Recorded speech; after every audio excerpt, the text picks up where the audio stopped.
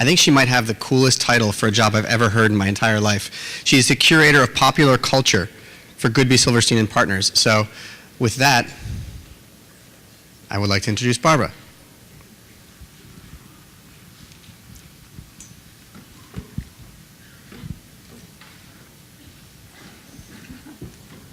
You want to use that or do you want to use that? Thank you very much. Is this working? Yes, it is. Somebody I met here yesterday said, that's Curator of Popular Culture. That's a very 3-0 title, so I like that line. But I just started the job like 3 weeks ago. I was a journalist at Adweek my whole life and a critic, and I had pretty much savaged the Chevrolet ads like in December, so it was unbelievable that Jeff Goodby called me, and we worked out a deal. But there's a lot of linkage in advertising and popular culture, and we're just seeing how all that gets augmented and underscored, and it's a whole new interesting area. And I also hope I'm paving a way for journalists to have jobs when, there's no more print. Back to our panel, we have like august notables and quotables here for this panel. Originally it started out as a question about whether creative online advertising was an oxymoron, but everybody decided no. They came down on the side of no, so we're sticking with that.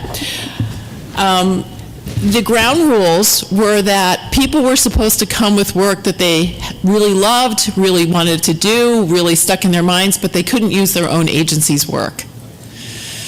We thought that was a good way to do it. And everybody will give a 5-minute presentation, then we're going to talk, and then we'll open it up to questions from the audience. So hang on.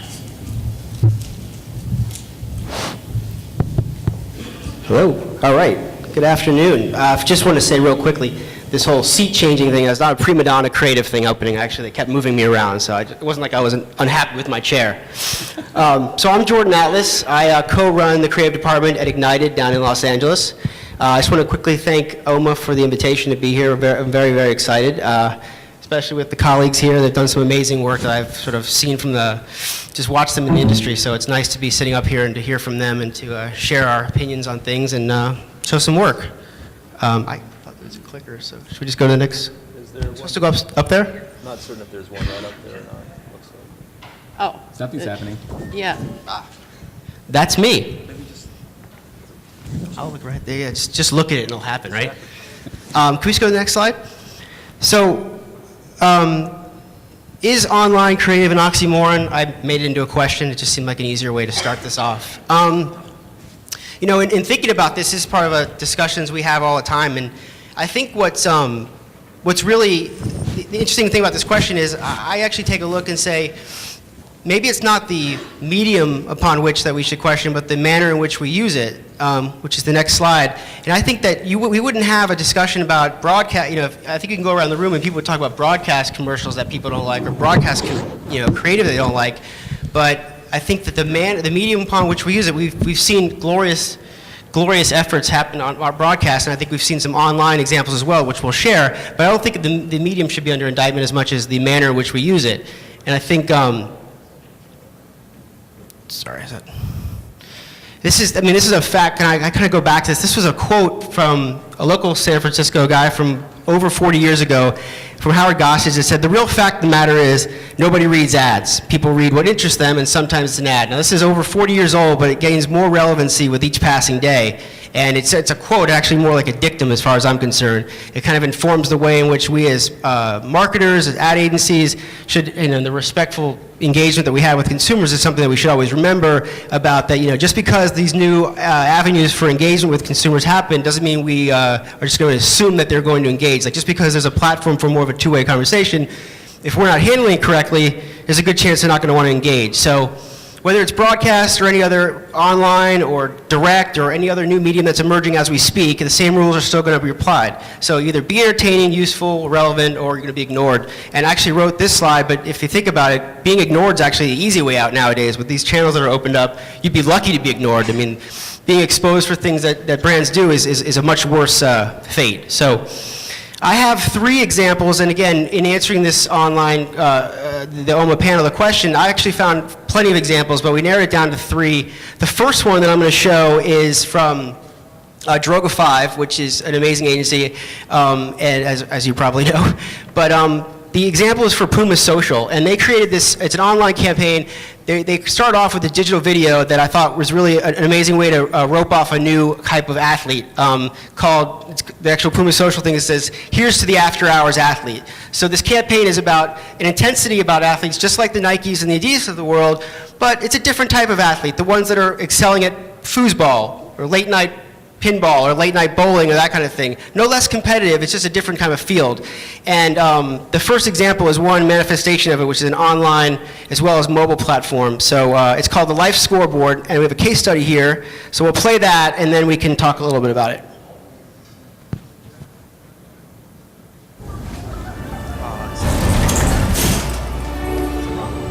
Can you go to the next slide? Backspin. Thank you.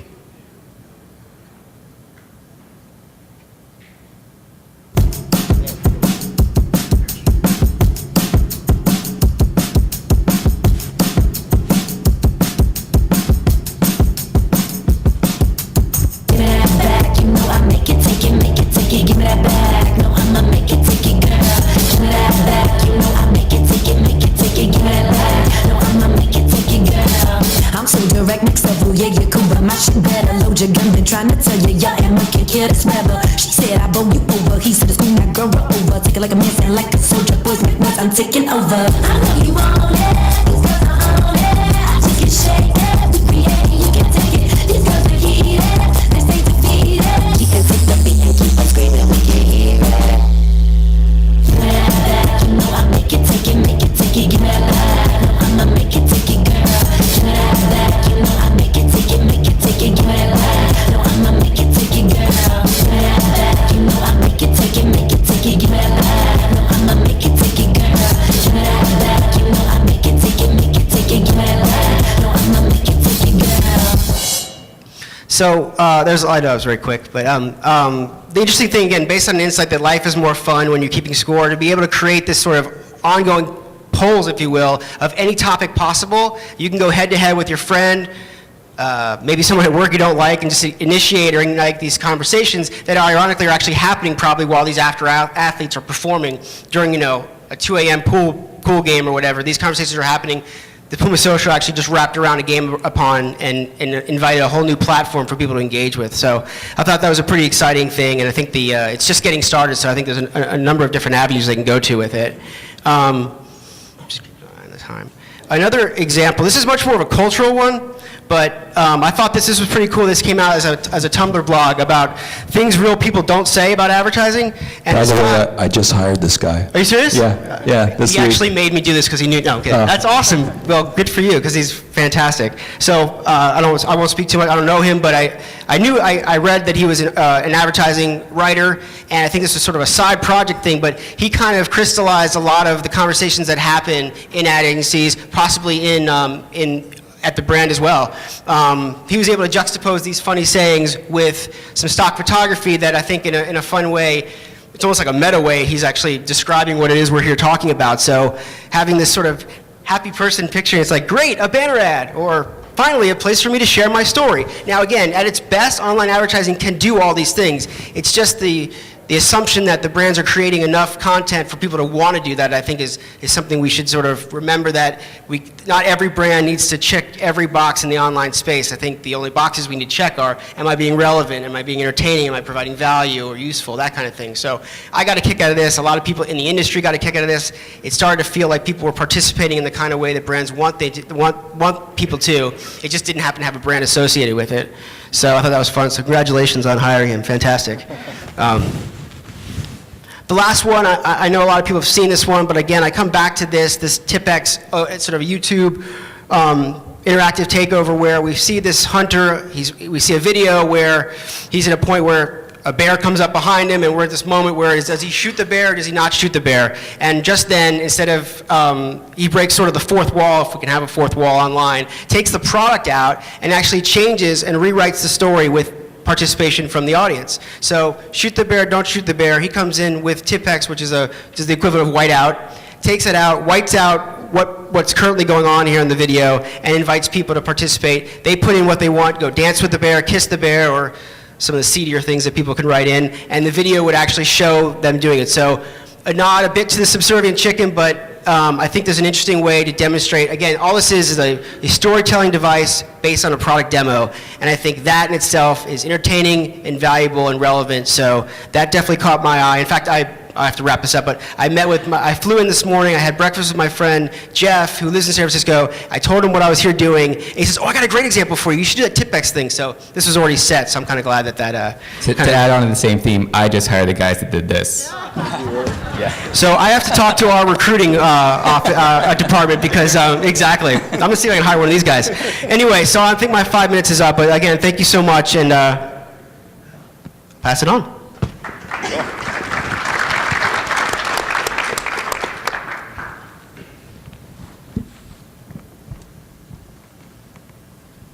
Right, good afternoon. So that's me, Mauro Cavaletti. I'm the ECG at RGA here in San Francisco. And I put together 3 videos showing 3 pieces of work that I really like, I really enjoyed. They made me very happy when I saw these pieces for the first time.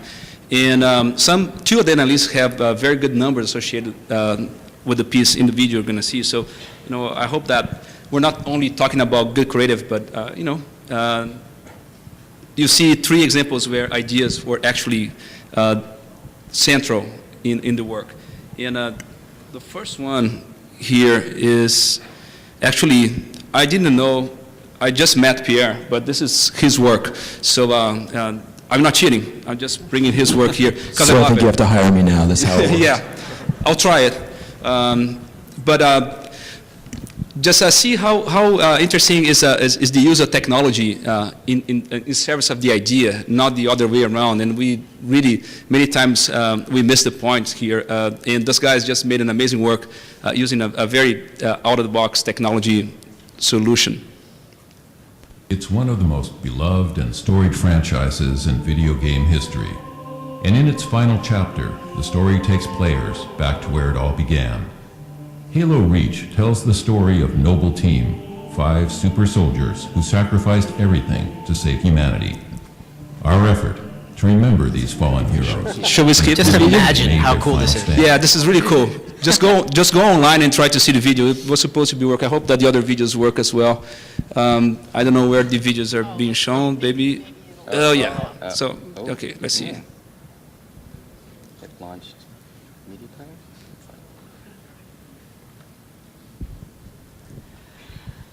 Does anyone care to sing while we wait for our technical difficulties to pass? Oh, I'll describe the video. It's really cool. Okay, this is not the one. So are we still seeing the one before, the Halo video? Especially with the man himself on the panel, this is... I can This describe guy's it if right you here. want. He can tell the story, but it's awesome. I'll show the other 2 videos. Maybe we can come And back it to truly, that. it truly is wonderful work, so... I really apologize. Uh-oh. It's all gone now? Start at the beginning. It's not working here? It's one of the most beloved and storied franchises in video game history. And in its final chapter, the Thank you. story takes players back to where it all began. Halo Reach tells the story of Noble Team, 5 super soldiers who sacrificed everything to save humanity. Our effort to remember these fallen heroes and the planet where they made their final stand. To do this, we created a monument, but in keeping with the Halo universe set hundreds of years in the future, our monument wasn't made of marble or stone. It was made of light. To build this futuristic tribute, we used a 15-foot industrial robot with pinpoint accuracy. On RememberReach.com, fans could use Facebook Connect and choose an unlit coordinate within the monument. Then, in real time, they could watch the robot move to that coordinate and create a unique point of light tagged with their name and photo. We also took a snapshot of each light being made and posted it to that user's wall, marking their place in Halo history. The robot's movements were broadcast via live feed, and each time it moved, someone somewhere in the world had just contributed to the memory of Noble. As more and more added their contributions, the monument was revealed. The response was astounding. The campaign was hailed for its innovative use of technology in sources like Wired Magazine and Gizmodo. The monument to Noble was not only a testament to the heroes of Planet Reach, but the fans around the world who joined together to pay homage to the most influential franchise in video game history. Oh, isn't it cool? So Pierre's work, and I really love the way the tension between the robot and the light is quite awesome. So congratulations. The second example I have here was done by Lean Mean Fighting Machine, a small boutique shop in London for the Emirates, and it's an app. Well, see it. The quality is not that good because I had to hack the video. They challenged me, if you cannot hack it, I'll send you the video. So I hack it. See, it has this YouTube quality on it. We are in check-in for Eurostar.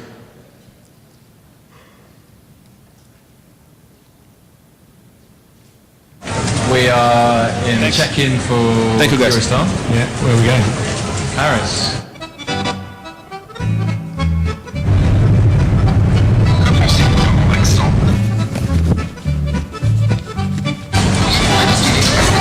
Oh, just there.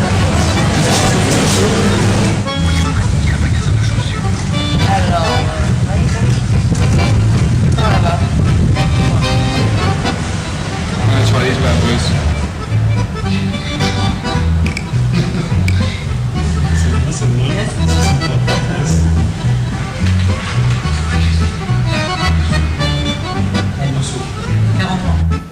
Est-ce qu'il y a des requins?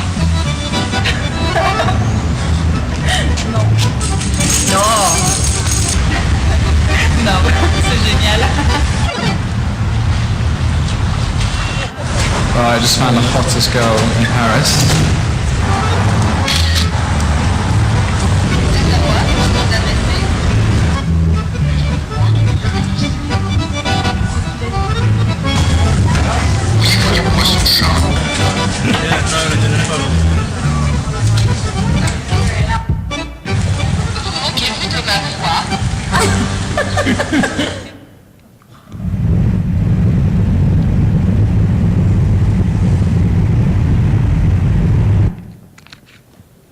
So it's really cool, isn't it? This is how it works. Just take a picture of your mouth and it speaks French. Let me put the sound here. So. Does it just say the program lines?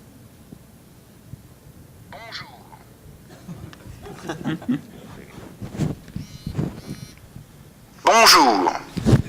Takes a picture of your own mouth. It's really cool. So, see, it's a very simple and very powerful idea. I have no ideas about the metrics. I don't know how successful was it, but it spread like fire within the creative community. So it's really cool work. And I'm glad they could pull this very simple idea to an amazing execution, actually. And the third work, I know everybody knows this work, I'm sure. And the video is not as cool as the work in itself. So, I'm sure you've seen, have another look on that Google Now Network widget and see how the widget works. It's a piece of art, I think. It should be in the design museums alongside with Soul Bass posters and Ettore Soda's typewriters, in my opinion. But I'm not a curator.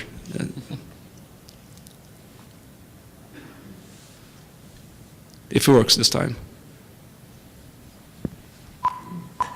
Gone are the days when we use our cell phones just to make calls. To promote Sprint's super-fast data network, we started with one really simple question. What's going on right now? We asked ourselves, what does now look like? And designed the world's largest widget. A one-page site of live feeds and data visualization. Everything is real. Live news feeds, blogs, live cams, Google searches, YouTube videos. We formed partnerships and even let you be part of the site. You can add yourself, compare the buzz of two things, play, download music, make your own Twitter flop, and send e-cards that last only a moment. You can also take Now to Go as a downloadable widget. Coco. The Now site has made its round on the blogs with mentions on over 150 sites. including Boing Boing and the Wall Street Journal. It was awarded a gold pencil at the One Show, a gold Clio, and a silver Cyberline at Cannes. It made Contagious Magazine's year-end tally, Most Contagious 2008, and even found its way into New York Magazine's approval matrix. On the brilliant side. All aboard the Now Machine. Thank you. This is all I have for showing today. And have a look, Now Network widget by Goodby, Silverstein and Partners. Great work. Now if you can click and go to the next one. There we go. I think we're running a little behind, so I'll try to go quick. My name is Shula. I'm Interactive Creative Director at Perrin Odell, which is luckily just down the street from here, so it's easy to get here. But how are we? We're good? Okay. So when I started putting together this list, I really just wanted to put things together that I liked lately. I'm notoriously fickle in what I like on a day-to-day basis, so I probably don't like half the stuff now because I put this together 2 days ago. But I think you'll kind of find out if looking through this stuff that my general way of looking at things tends to be a little bit dorky, which I embrace.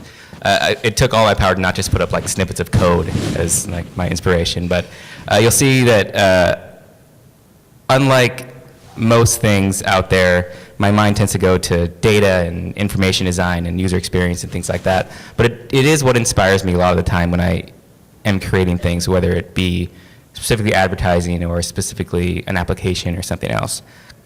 So some of these things you guys might have probably seen, but they're all generally highly experiential. So in order to really see how they work, you have to go do it for yourselves. But I have some things mobile, some things story, some things ads. But first is some mobile stuff. So this is an application that I've been using lately called Flipboard, which is an iPad application that is kind of an aggregator of news stories. But what I find very interesting about it is that a lot of publishers, traditional publishers, have been trying to kind of shove magazines into digital formats, and they try to replicate magazines where people like Flipboard are kind of thinking it from the way around and trying to decide how do people consume content and how do they want to receive it. So you actually connect the Flipboard to your sources of your choosing. It can even be anywhere from direct RSS feeds to your Facebook feed to specific content from different online sources. So it just pulls things directly from existing online stuff and brings it to you compared to trying to reformat it one by one. So if you don't have this and you have an iPad, get it. It's awesome. I use it every day. Another digital thing, Android 3.0 Honeycomb. I've been following mobile OSs for a long time because I believe that it's going to be very, very big, even bigger than it is now. And once things like Honeycomb come out, the tablet scene is going to explode. And I think that this Zoom, which is a Motorola product, is probably releasing around about now. I think it's about out. And I have some inside track in this because I know some people that work on it, but I think it's really going to shake up what the tablet OS game field is going to be like. So look out for it. It's very slick, and I think it's, iPad 2 might be coming out, but I think Apple is going to start to rethink some things when this actually comes out. Some dorky stuff, just like I said. Not that the last two were dorky enough, but these are also dorky. This is a Harmony drawing tool. Again, something you have to play with, and this is a little snippet of code that a guy made.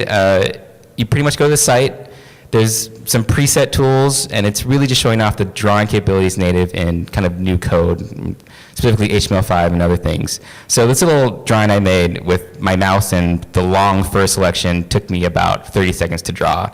And it just kind of shows that with a blank canvas and kind of new tech on the web, you can do really cool things and integrate some of this technology into larger, broader things. Like what you can do on the web especially is much broader than it was even just a few months ago, and this is a really good example of that. So if you search for Harmony Drawing Tool, it'll come up. It's just kind of fun to play with. Chrome OS Demo Lab. This is actually something that is down the genre of the old subservient chicken, but it is done in a really fun way. So Google wanted to do something to show off their upcoming Chrome OS, and they made this one computer, the CR48, which is the first computer. It's only really out for developers and other people that want to test it, that has an OS that's only cloud-based. So there's no software on the computer itself. So the whole idea is that if something happens to your computer, you spill coffee on it, or you drive over it with your car, it doesn't matter because all your data is still there. You get another one, and you can still play with it. So it's a site where you go in, it's almost like there's this lab tech kind of talking to you, and you type in ways to destroy it, and then there's a shitload of videos that destroy it. So this one is, if you type in acid, a guy comes out and he pours acid on the computer and it burns up. But it's really hard to stump it. Like, you can put in lightning, fire. I mean, it's just a great time waster, but it's really well produced, and it gets the idea across really well in a really fun way, and I really enjoyed that. This is probably the dorkiest of them all, but this is kind of one of my pet projects. Lost World's Fair, it's hard to kind of really appreciate it without going to it, and they kind of look like posters, but they're websites that Microsoft had some guys do, and they're really showing off embedded web fonts, specifically WAF fonts, which is the web open font format, which is relatively new. But I show it because typography is kind of one of my super obsessions, and if I had a choice, it'd be like all typography up here. But all of these typefaces that you see in here are natively embedded in the site. So they're all searchable, indexable, selectable, and so on, just like any other regular system face or HTML face you normally use in a font stack. And it's just a great example of how the design process in web is going to change a lot very, very soon. A lot of designers and a lot of type foundries are especially bringing a lot more selection to the masses, and it's going to take a curve of learning for designers and developers especially to kind of get together and realize that you don't have to have a Arial, Helvetica, sans serif stack for everything you do on the web. And now it's becoming more wide open. So if you search for Lost World's Fair, they're really just kind of beautiful exercises in what you can do with native HTML5 code. They're really fantastic. And some story stuff. Wilderness Downtown, this one probably most people have seen. It was a collaboration between Arcade Fire, Chris Milk, and Google, and it was kind of this interactive music video, which was really amazing because it actually created a music video on the fly that was personalized to you. So you typed in your address of your home growing up, and it pulled in Google Maps and all kinds of things to create a video around that. And it's actually amazingly emotional for an online experience, and it's using lots of cool tech behind it, including that Harmony 5 drawing tool. At a certain point, you can write a little letter to a lost love at some point. It's very cool. If you haven't checked it out, I would recommend it. And yeah, here's how it works. Like, different screens pop up. So this is actually, I did it the other day, and this is like a Google map that it creates of your house, and it zooms in and it shows it to you. It's quite amazing.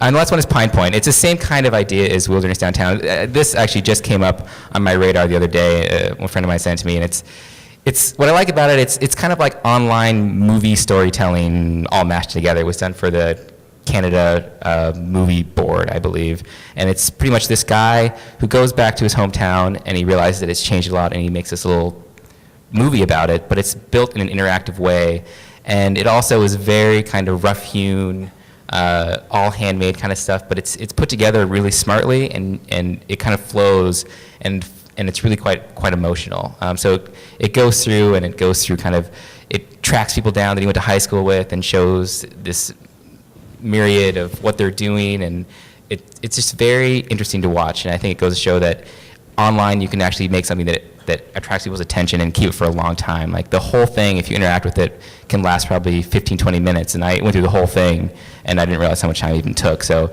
when it comes to capturing people's attention, a lot of the times it's just about making that story, not about making like the slickest thing in the world or making the newest thing in the world, but really about making something that means something to someone or somebody.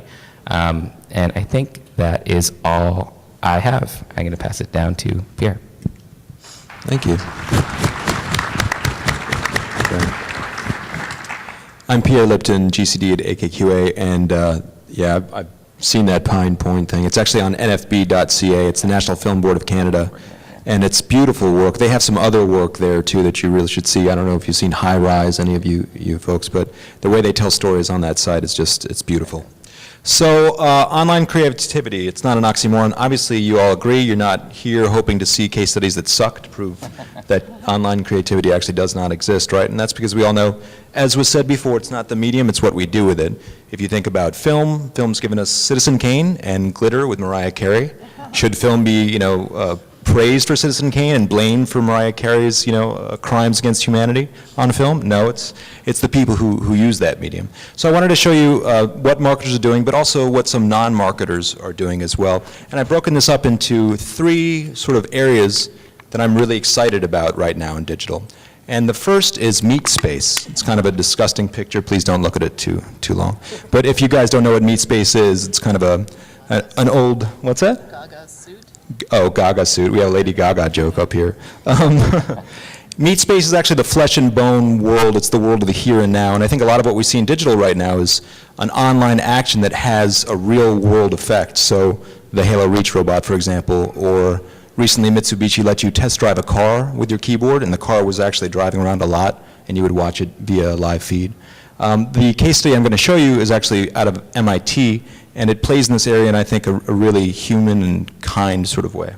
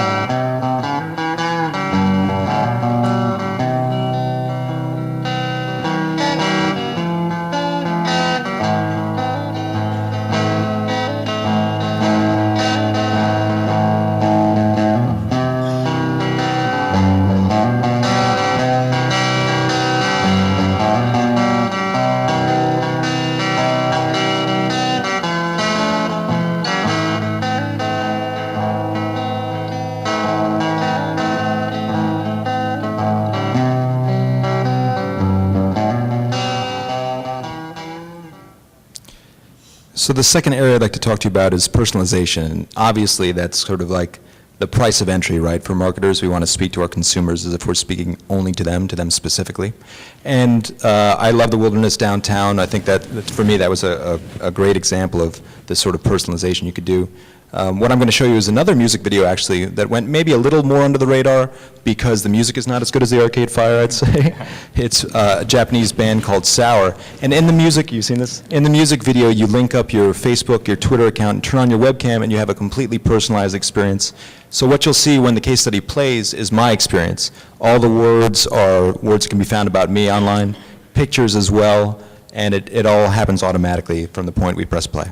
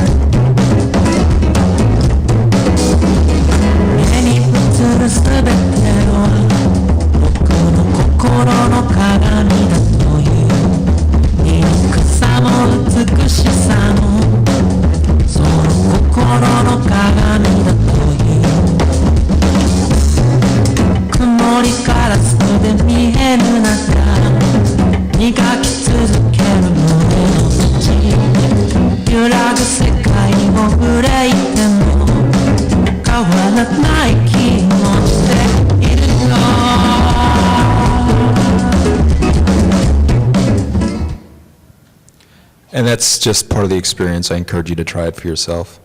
The third bucket to speak about is ridiculousness. I mean, I think we have to accept a large part of what fuels the internet right now is the ridiculous. You know, memes are everywhere. And if you look at the top 10 videos last year, I can make a strong case for at least 3 of the top 10 being ridiculous. Number 6, Stellar Rainbow. Number 4, Annoying Orange. Number 1, Bed Intruder. So I wanted to show you a case study where a marketer is actually embracing this cold, hard fact that ridiculousness lives and thrives on the internet in a way that feels really organic. You'll notice their logo isn't all over the place. They allow it to kind of have a small presence at the end.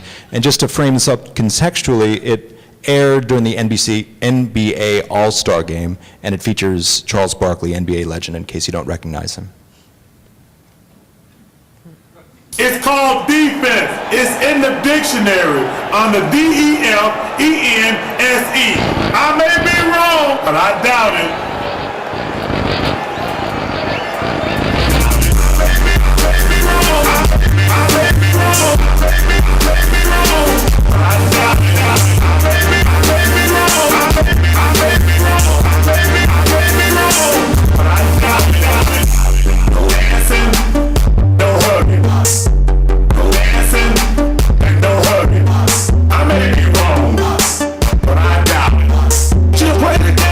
Steps don't mean a thing. Make it, we make it, we make it, make it, make it, we grow. Make it, we make it, we make it, make it, make it, we grow. Make it, we make it, we make it, make it, make it, we grow. Do the right thing. It's called defense. D-E-F-E-N-S-E. Defense. Let me roll. I let me roll. Let me roll. I got it.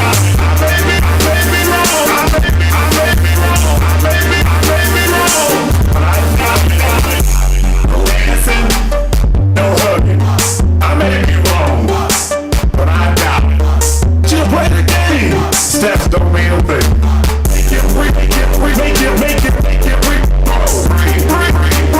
Do the right thing. It's called defense. D-E-F-E-N-S-E. Defense. It's called defense. D-E-F-E-N-S-E. Defense. What the? How great is that? Seriously. So there are so many case studies I wanted to show you guys. I put them up on my Twitter feed with a hashtag here in case you want to go explore other things we haven't spoken about. But thank you, Barbara. The floor is yours. Thank you, Pierre. Well,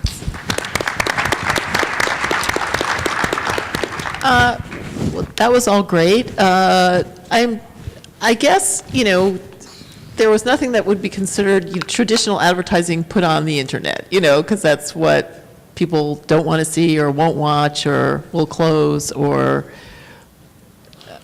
it's more of an idea, it's more of a utility. Yeah, I mean, I think it's easy from our perspective to, when we say traditional advertising, to think of the worst of traditional advertising. I would make a case that the last video could run as a 2-minute commercial, so to speak, but when we think of traditional advertising, we think of the very worst of it, because that's what most of it is, right? So I just make that distinction, I think. Anybody else want to answer that? I would actually agree with that, and I think that's, I was speaking about it earlier, is that I think the lowest common denominator is what we condemn sometimes, and it's just the Citizen Kane glitter thing. I'm assuming Citizen Kane's a good one, right? Just making I'll never tell. It's crowdsourced. No, I think that's actually a good example of just saying that we don't have to sort of condemn the whole thing based on the worst stuff, and say that there's still room for creativity in all those areas. It's just, let's see if we can maximize each channel, what it was meant to do, and not try to force certain ideas to fit just because perhaps they're on a media plan or what have you. So. What's happening in the social media space? I mean, certainly, with these huge events like the Oscars and the Super Bowl, everybody tweeting and, online and comparing blogs and all of that, you'd think advertisers would want to muscle in there somehow, and yet at the same time, it's going to, make people, it's going to annoy people who are doing it for real. So what's the answer for that? Yeah, I mean, it's true. Everybody wants to be in social media space, but they're not really created for marketers. So if we can figure out a way to organically, I think it could work. But the key is not to force it, because social media is really for people to say what they want to say to each other and out to the world and get information back. So if they're constantly inundated with things that they don't want, it's just going to have a backlash. But it is possible, but there's not a natural gateway to it right now. There's things you can do that are cool that you can lead people to, but it has to be something that they want to do by choice. And I think what I see a lot of, you guys probably do too right now, is that in order to kind of gain fans on Facebook, you'll have a lot of marketers who do very simple things, have a contest where you have to like in order to join so they grow their membership. But that's a great, entree maybe into starting a conversation with someone, but it's not enough, especially when we're talking about social media. I think you really have to, you have to add value in some way. You have to either really entertain them or provide them with a real utility. But just to kind of start a one-way conversation in that space feels intrusive, and it makes me personally dislike a brand after a while. Yeah, I absolutely agree with that. And I think that there's this big conversation around how much is one Facebook user worth conversation. So when you go to somebody and they're like, I want 1 million fans like Starbucks has. I'm like, Starbucks has 1 million fans because they give away cups of coffee. Like, there's no other reason besides that, and doesn't really build much. But they see it as wildly important, and so it's difficult to convince them otherwise. But yes, I think that Pierre's right. It's just a matter of starting that conversation. It's an okay kind of starting point, but you have to give people something back, something that's tangible, something that's real. And I think that the number of friends you get on Facebook has a lot to do with metrics. People is trying to look for metrics, but actually there's some interesting things we can do with social media, and one of those things is somehow sharing ownership of the brand with the customers of that brand, and not every brand can do it, and some will embrace that because it's open the control you have over the brand, or the way people talk about your brand, the way people interact with your brand in such a deep way that is quite, it's scary and it's freaking many times. But in a society where brands are becoming more and more interfaces, so when you go to, we have digital experiences, you interact with brands. It's not only what brands mean in a symbolic way, but things you interact with, you have a relationship with. You're going to have to lose control anyways. Yeah. It's just a matter of providing that platform. Are you still, or is it still a hard area with clients about the losing control area, of allowing them? Yeah. Any examples of, or you don't have to talk about your own clients, but, where they just can't see that they have to be transparent and they want to force something that's not? Well, I guess I would say it's kind of an age-old conversation, right? As someone who came from more of a traditional background, I would say the conversation years ago used to be that you should always give your audience a little bit more credit than you assume.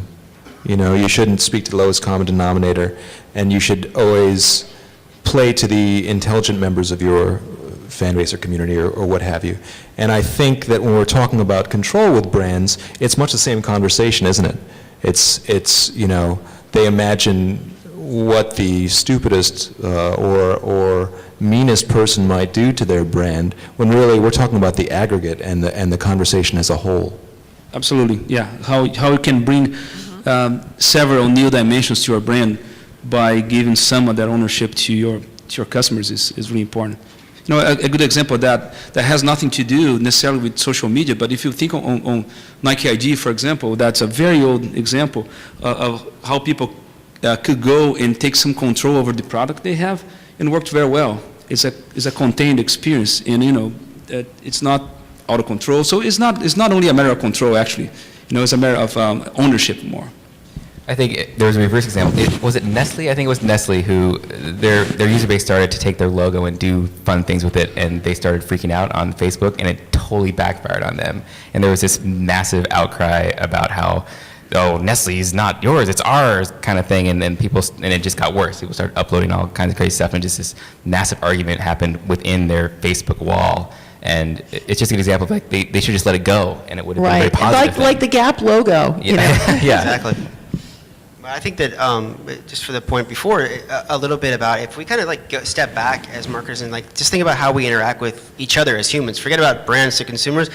Being self-deprecating or a little bit self-effacing, that's a very admirable quality. I mean, if you think about a cocktail party, people kind of engage in conversations I don't know. I gravitate towards those people that can sort of, I think, get more credibility that way. If you can almost open this thing up. I mean, we talked about the work that we're going to show. We were going to stay away from some of the more well-known case studies, but the Domino's Pizza thing was right off the bat. That was a huge leap for them as marketers to ultimately admit certain things that have happened in the past in an effort to move forward. I mean, they weren't closing up shop. They were saying, okay, here's the end of something that's been going on too long, it's been going on this way, we're going to make a change, and there's a transparency involved in that. So I think, I mean, I don't have to talk about that case study, but I think just the human element of being a little bit aware of your place amongst people and the self-deprecating element that you bring to your relationships. I think if we can start to get closer to that, I think we might be onto something. Yeah, that was a real shock that they actually came out and said, we know we suck. You know, then we know that pizza's terrible, it tastes like cardboard. Especially because most people agree. It wasn't Yeah, like, I was yeah. like, oh, what are you talking about? Your stuff's great. Like, Yeah. I think people are like, yeah. Right, So- right. Let's see. I had it, well, you want to turn it to the audience now to take some questions from the audience for the panel? Okay, that. Here we come, here we come. Let's bring you mic. Hi, my name is Travis. I'm with a small social media shop, actually in Emeryville, called Social Arc. And the question I had was, you know, creative. You're creating these brilliant campaigns. You know, you touched on it a little bit of clients coming to you and saying, we want, you know, 1 million Facebook followers. But have you seen any of them coming yet saying, we actually want the right people following us? Good question.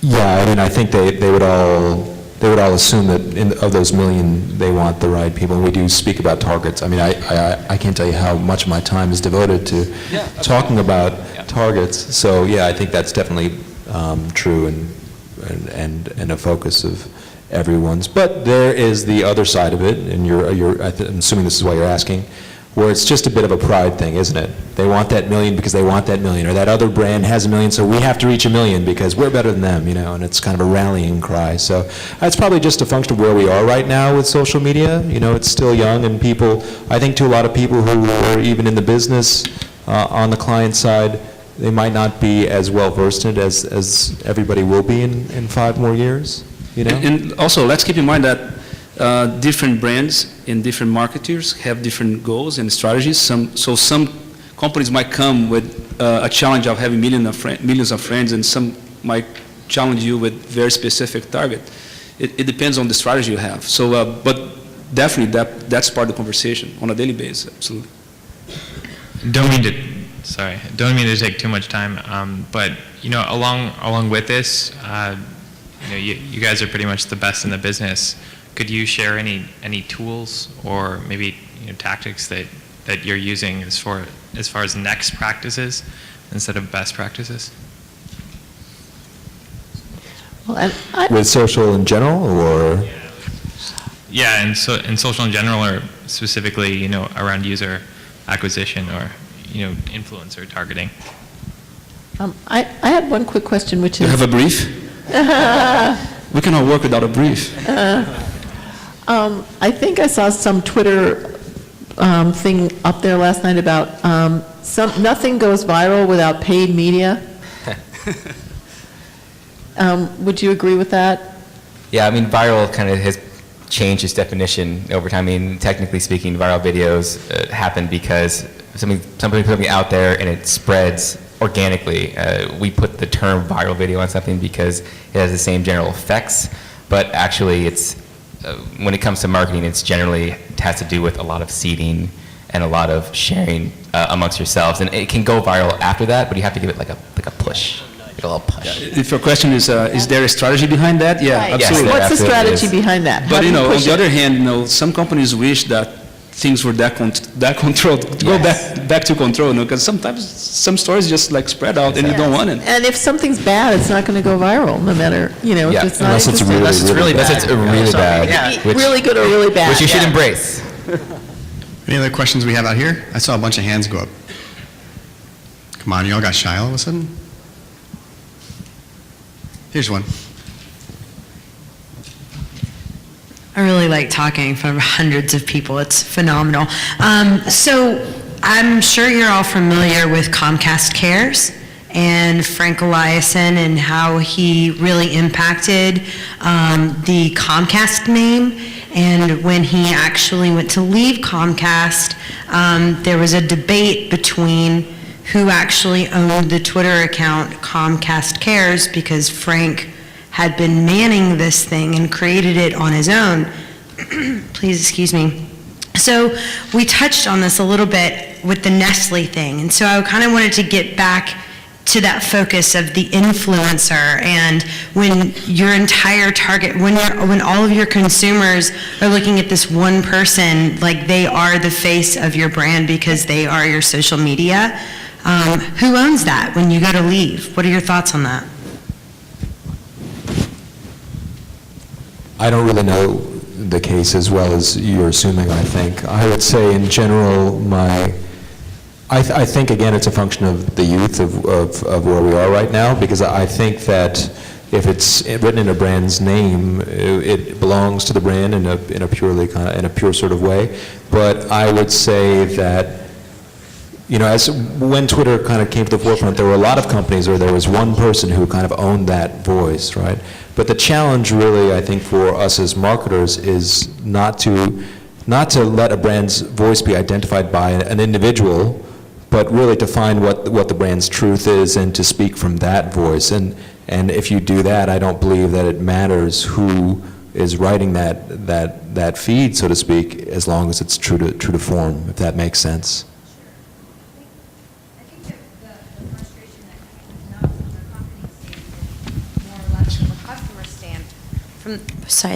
From the customer standpoint, you know, it was really like they had grown accustomed and to love this person, you know, and so it was less, I mean, obviously if the Twitter has the brand name in it, they're going to own it, you know, but it's like when Frank goes to leave, like, do those followers, you know, does he, you know what I mean? Like those, it just gets really sticky all of a sudden, you know, because those consumers have grown to love that person, you know? It is sticky, and Twitter is definitely known as like a one-to-one kind of relationship, and so once somebody that's in control of something leaves, it is actually going to revert back to the whole, and it's going to be a different voice. But I think that the key is, to Pierre's point, since it's young, people are like, oh, well, I'll just open a Twitter account for my company and start tweeting about it, and people you get followers, and then it changes. What we have to start to figure out is that before we start creating things like that, there has to be a system in place, like a redundancy, so that voice isn't lost in the interim. So that's really the key that we haven't really been doing to this point. I think that particular case, I would hope that the company kind of, whether it's one person or, I just hope they own those values. Exactly. I think that person, and I've read about him, and I worked at an agency that had a piece of Comcast, and I remember everything that when they spoke about that, they spoke about him in the highest regard and what he was doing in the highest regard, and we talked about those values that he's imparting and sort of leading by example, and I think that the goal there for that company, I believe, would be just to say, what have we learned from this experience, and how can we, whether it's Frank or somebody else, how do we take that and manifest that and galvanize those forces in the same direction, albeit in a different manifestation, but still stay true to what he's done for us, because that was very opportunistic. I mean, that brand had a lot of, there's some incidents that happened, talk about viral in a bad way. There were some videos, you know, about customer service, and I think he was able to provide a beacon of hope and sort of speak for the people and the brand. And I think that the best thing that can happen in that case is to just learn from that and carry that on, regardless of it being one person or many. Okay. Another question? No, I think we're actually going to wrap up. Okay. So, Well, thank you so much, panelists, for being here. It was exciting to sit on the stage with you. I think